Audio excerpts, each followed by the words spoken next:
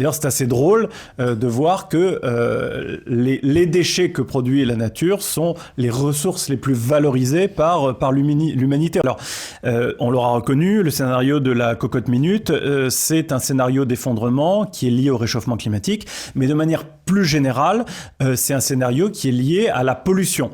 Parce que le réchauffement climatique est le fruit nocif, le plus nocif d'ailleurs qui soit, d'une forme de pollution qui est la pollution atmosphérique aux gaz à effet de serre. Et de manière plus générale, la crise environnementale, on peut dire que c'est une crise à la fois des ressources, l'humanité consomme trop de ressources, en entrée donc de système, en entrée de circuit, et en sortie de circuit, c'est une crise de pollution, puisque nous générons des déchets alors que la nature elle-même, elle génère assez peu de déchets. D'ailleurs, il est faux de dire que la nature ne génère pas du tout de déchets.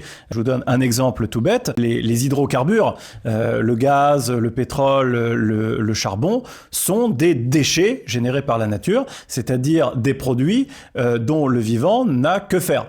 Le système, la biosphère, ne se nourrit ni de pétrole, ni de gaz, ni de charbon. Ce sont bien des déchets. D'ailleurs, c'est assez drôle de voir que les déchets que produit la nature sont les ressources les plus valorisées par l'humanité. On est vraiment une espèce qui adorons les déchets, à la fois pour les consommer, en tout cas c'est comme ça que la révolution industrielle s'est construite, et aussi pour les générer. Alors donc le troisième scénario, celui de la cocotte minute, c'est dans quelle mesure la pollution, de manière générale, et en particulier cette pollution qui génère le réchauffement climatique, peut nous emmener dans le mur et donc à effectivement l'effondrement de notre civilisation.